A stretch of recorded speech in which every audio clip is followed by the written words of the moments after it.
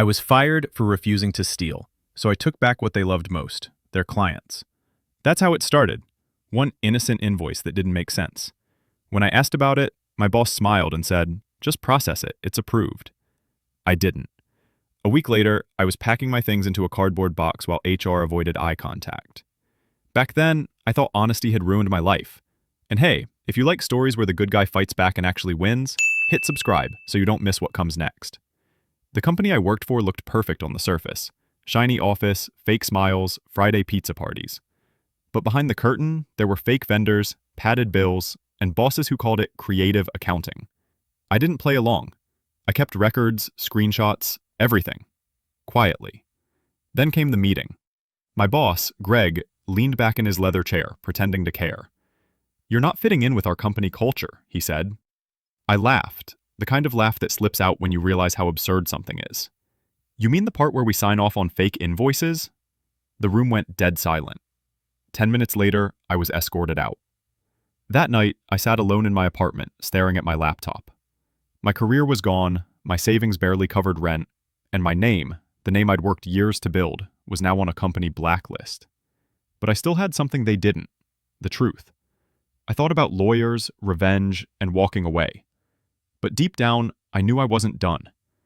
I wasn't the kind of man to stay broken. If they could build their empire on lies, maybe I could build mine on honesty, and prove that playing fair doesn't mean losing. So I made a promise to myself. I wouldn't get even, I'd get smarter. And one day, I'd make them regret ever underestimating me. That was the night the idea for my new company was born, in a tiny apartment with nothing left but a laptop, a stack of evidence, and a fire that wouldn't die. The night they fired me, I barely slept. Every time I closed my eyes, I saw Greg's smug face, that smirk that said he'd won. My head was spinning with anger, fear, and humiliation. I'd spent 5 years climbing that corporate ladder, and in a single meeting, they kicked me off it like I was nothing. For the next few days, I walked around in a fog. My phone didn't stop buzzing, some colleagues checking in, looking for work again, but my old company had poisoned my reputation. Every interview started the same. "Why did you leave your previous job?"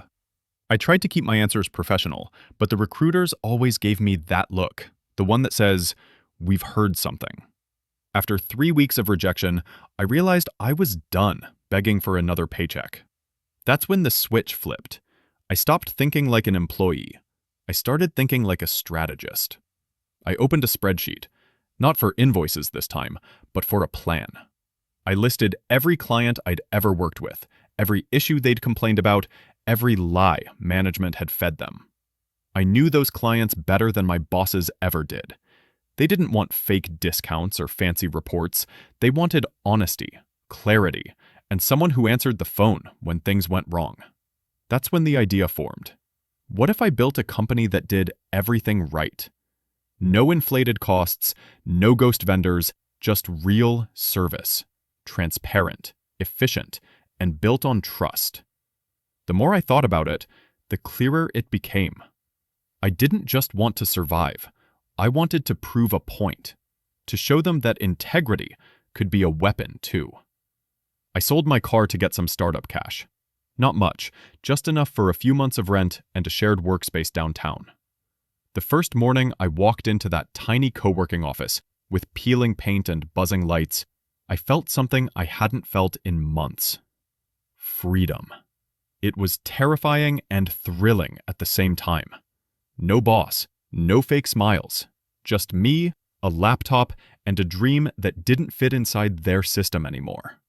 That night, I renamed one of my folders, Project Blue, a private joke referencing that fake Blue Lake consulting invoice that started it all.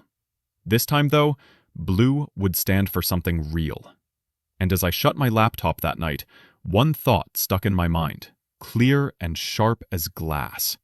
They took my job, my reputation, my stability. Now I was going to take their future. The first week of my new business didn't feel like success. It felt like survival.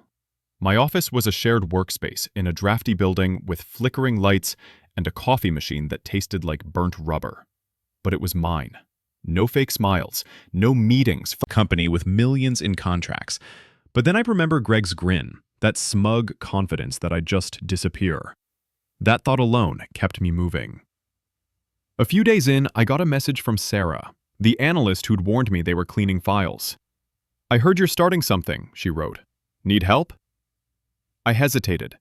Bringing someone in meant trust, and after what happened, trust wasn't something I gave easily. But Sarah was sharp, and she'd seen the same corruption I had. We met in a quiet diner downtown. She slid into the booth with her laptop bag and that same determined look I remembered from the office. "You were right," she said. "They're still doing it.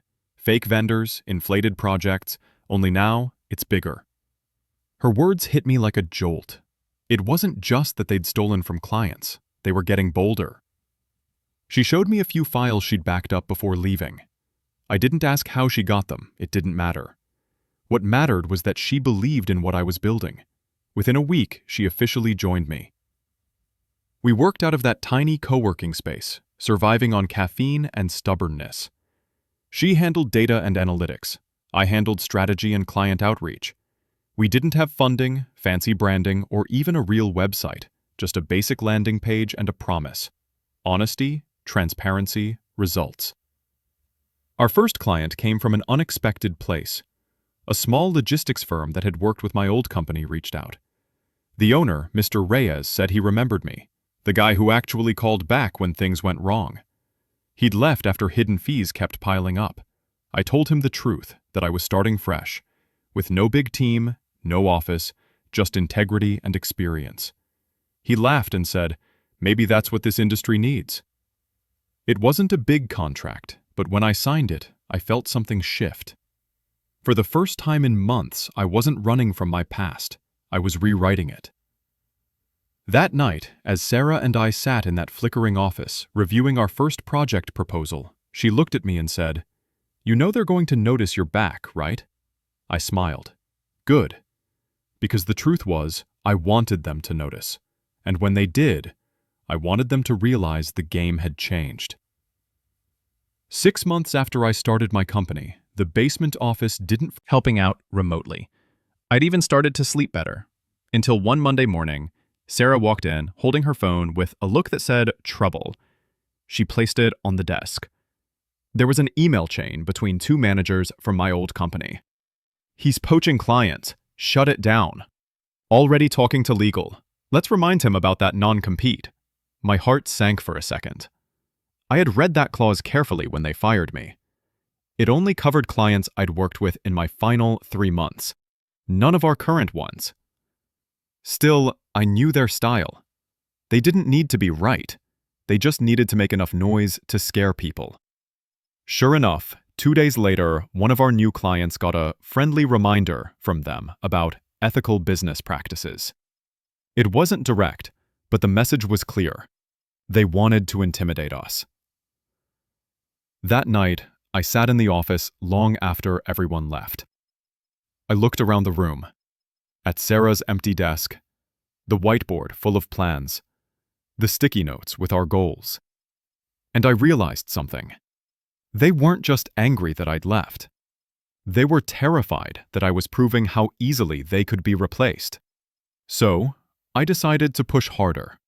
I reached out to a few contacts from my old days, suppliers, consultants, and small clients who'd been burned by their scams. I didn't pitch anything fancy. I just told them, "We're doing things differently. No lies, no markup games. You'll see every dollar." A week later, 2 of them signed on. Then 3 more. Each new deal felt like a quiet victory. Not just for me, but for everyone who'd ever been mistreated by that company's arrogance. But victories draw attention. One afternoon, I got a call from an unknown number. A voice I knew all too well came through. Greg. Calm, controlled, dripping with fake politeness. "Congratulations on your little project, Jake. Seems like you're keeping busy." I didn't answer. Just let him talk. "You're a smart guy, but this isn't sustainable. Clients don't care about honesty. They care about results. Don't embarrass yourself trying to play hero." Then he hung up. No threats, no shouting, just a reminder that he was still watching. I sat there, staring at the calm before a storm. I could feel it. But instead of waiting for their next move, I focused on ours. Sarah and I worked late into the night, fine-tuning proposals and building systems that made us faster and more transparent. I wanted our business to be bulletproof. No room for accusations, no weak spots they could twist against us. Then, one night, I got an email that changed everything. The subject line just said, "Need to talk. Privately." It was from Daniel. Daniel used to be one of the most loyal managers at my old company. Sharp, ambitious, and smart enough to know how deep Greg's corruption went. I hadn't spoken to him since the day I was fired. We met at a coffee shop on the edge of town. He looked tired, older somehow. "They're imploding," he said quietly. "New management's even worse. They're hiding money inside accounts now. Half the team wants out, but they're scared." I didn't say much, just listened. The desperation in his voice told me everything. The same fear I'd once felt sitting across from Greg's desk. Then, Daniel leaned in and said, "If I left, would you take me on?" I studied him for a moment. I knew what that meant. Bringing someone from the inside could give us knowledge and credibility, but it also meant risk. Still, this was the chance to grow, and deep down, I trusted him. "Yeah," I said finally, "if you're ready to build something real." He smiled, that same tired, hopeful smile I'd worn 6 months earlier. "Then I'm in." Within 2 weeks, Daniel joined officially. He didn't come empty-handed. He brought contacts, insight into how they overbilled clients, and proof of their fake reporting system. All legal to share since it didn't include proprietary data. Just facts. Cold, undeniable facts. Sarah was cautious at first, but she quickly saw his value. Together, we created what we jokingly called Operation Glass Wall. Every project we ran had full transparency. Client dashboards, real-time cost breakdowns, no hidden anything. Clients loved it. By the end of that quarter, our revenue had doubled. We were small, but unstoppable. And that's surviving. We were winning. That night, I stood by the office window, watching the city lights flicker below. Sarah and Daniel were laughing over takeout, talking about client reports. For the first time, I felt something close to peace. But I also knew this was far from over. Greg wasn't the type to accept defeat quietly. And deep down, I could feel it. The next move was coming. I just had to be ready when it did. The next few months were a chess game. Quiet, deliberate, and dangerous in its own way. Greg and his partners weren't attacking openly anymore. Instead, they tried to outmaneuver us in silence. Clients would suddenly get better offers from their side. Online reviews appeared out of nowhere. Vague claims, nothing provable. It was subtle sabotage, the kind that eats away at your reputation slowly. But I'd learned something working under Greg. His arrogance was predictable. He underestimated patience. So, instead of reacting, we adapted. Sarah took the lead on compliance. She knew how to build airtight contracts that protected us without crossing legal lines. Daniel, with his insider knowledge, started rebuilding our client vetting process so clean and transparent it could pass any audit in the country. I focused on visibility. Not flashy ads, just proof. Every project we completed came with a detailed breakdown. Cost, time, and outcome. All publicly shareable with client permission. We called it Open Book Delivery. It wasn't just a slogan. It was our shield. One evening, as I was closing my laptop, Sarah walked in with an idea. "Let's make it impossible for them to lie about us," she said. "If they play dirty, we play visible." She proposed hosting free webinars, teaching small businesses how to detect overbilling and fake vendors. It was bold, maybe even risky, but completely legal. And the best part? It hit Greg's empire where it hurt most: their illusion of credibility. Within a month, our first webinar went live. We didn't name names, didn't accuse anyone directly. We just showed how common reviewed everything and confirmed what we already knew. We were clean. Completely. Greg had tried to trap us into reacting emotionally, but we stayed calm. No social media rants, no counterattacks, just results. By summer, our revenue had tripled. We moved from that dimly lit co-working space to a small, modern office overlooking the river. It wasn't fancy, but it was ours. Every inch earned honestly. One night, I stood by the window, watching the city lights reflect on the water. For the first time, I realized we weren't the underdogs anymore. We were competition. Real, legitimate, unstoppable competition. Sarah joined me, coffee in hand. "Do you think they'll stop?" she asked. I shook my head. "Not until they lose something big." And she smiled. That quiet, knowing smile. Then it's just a matter of time. Because she was right. The storm we'd been waiting for was coming again. But this time, I wasn't afraid. I had the truth, and an army of clients who trusted it. It happened on an ordinary Tuesday morning. My phone buzzed with an unfamiliar number, a corporate area code I recognized immediately. When I answered, a calm voice introduced himself as Michael Torres, the regional director of Helix Logistics, one of the largest distribution firms in the Midwest. He said he'd seen one of our transparency webinars and wanted to chat about potential collaboration. At first, I thought it was a joke. Companies like Helix didn't chat. They dominated. But when we met later that week, I realized this was real. Their board was frustrated. They'd been burned by overpriced consultants, the same kind of schemes my old company ran.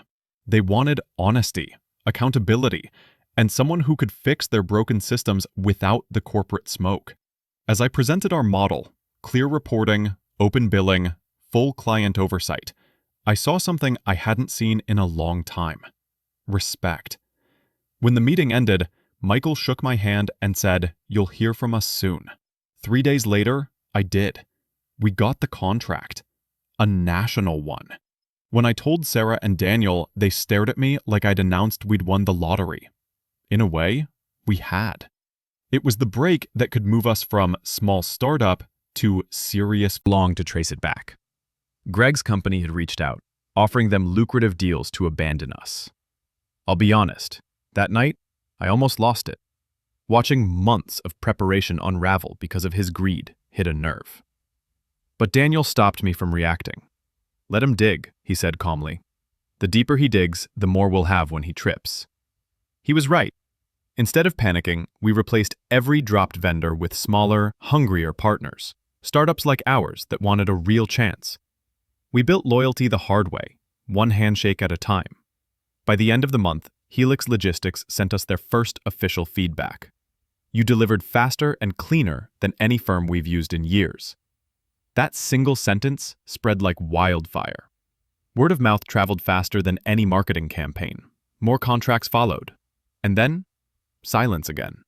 No emails, no rumors, no fake reviews. Greg had gone dark. It worried me more than the attacks. The man was too proud to back off. He was planning something. I could feel it. One night, after everyone left, I stayed in the office alone. The city lights reflected on the glass, and for the first time, I didn't feel like the victim anymore. I'd built something real, and that terrified them. I looked at the Helix folder on my desk, then at the file I'd labeled evidence. All the old invoices, all the corruption I'd uncovered before they fired me. It was still there, untouched, waiting. I wasn't going to use it out of anger, but if they came for me again, I'd be ready, with the truth they'd tried so hard to bury. And something told me that moment was coming sooner than I thought. The silence didn't last. It never does. One Monday morning, Sarah rushed into my office, pale and tense. holding her tablet like it was evidence from a crime scene. "You need to see this," she said. On the screen was a news article, a corporate blog, half news, half gossip.